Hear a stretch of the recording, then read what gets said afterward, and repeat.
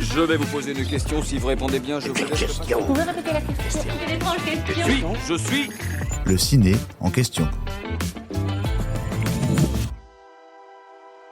Famille, extraterrestres, Los Angeles, banlieue résidentielle, téléphone. On va évidemment vous parler d'E.T. l'extraterrestre. Les Français découvrent le film de Steven Spielberg en 1982. Dans les salles obscures, les spectateurs font la connaissance d'Elliot et d'E.T. Le pitch, Elliot, petit garçon solitaire, se lie d'amitié avec un gentil extraterrestre abandonné sur la planète Terre.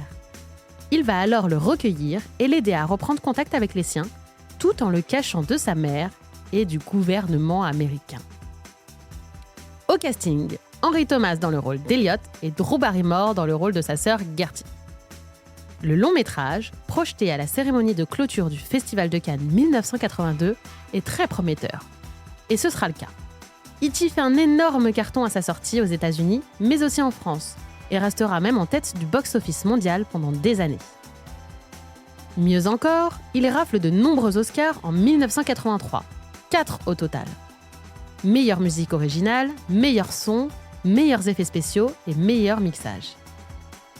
Mais au fait, saviez-vous que Steven Spielberg, le maître du cinéma familial, ne voulait pas avouer qu'un enfant sans jambes jouait le rôle d'E.T. Eh oui, on vous casse le mythe. Outre la marionnette animatronique utilisée pendant le tournage, 4 personnes sont créditées pour jouer E.T. et réaliser ses mouvements spéciaux. Parmi eux, le jeune garçon Matthew Demerit, né sans jambes. La scène où E.T. est ivre, c'est lui. Pendant des années, Hollywood n'a aucune idée de son existence.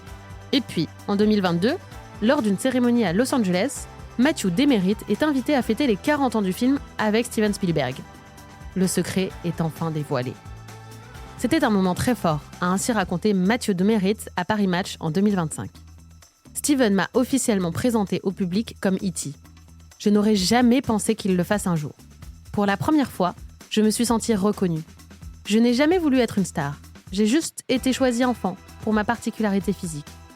Mais E.T. m'a appris que ma différence pouvait être une force. On est venu me chercher en me disant que j'allais faire du cinéma. Carlo Rambaldi, expert des effets spéciaux, m'a mis un énorme costume sur le dos dans lequel je ne voyais rien. J'ai avancé, tant bien que mal, et j'ai entendu Spielberg dire « C'est ça !» Matthew a 11 ans quand le tournage débute. Même si Matthew se fait des amis, le tournage est éprouvant. Le costume pèse 18 kilos, c'est énorme pour un petit garçon sans jambes. L'équivalent de 3 packs d'eau sur le dos apporté comme une carapace, précise-t-il. Il faisait une chaleur étouffante à l'intérieur. Je devais ramper, parfois avancer à tâtons. À la sortie, le film fait un triomphe, mais personne ne sait qui se cache derrière E.T. J'étais invisible, on me considérait comme un accessoire, pas comme un acteur, raconte-t-il. Alors je suis retournée à ma vie normale. Une vie d'autant plus normale que le cinéaste lui demande de ne rien dévoiler. Il explique.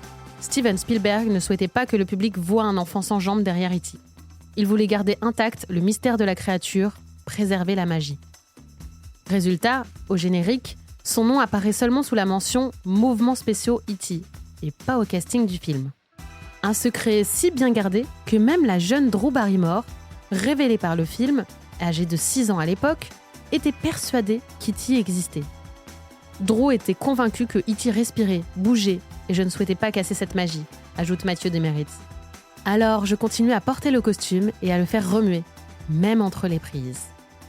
La magie du cinéma. J'espère que cet épisode vous a plu. Si c'est le cas, abonnez-vous sur votre plateforme d'écoute préférée pour retrouver de nouveaux épisodes chaque semaine. Et si vous en voulez plus, découvrez la télé en question et les séries en question sur les plateformes d'écoute et téléloisirs.fr.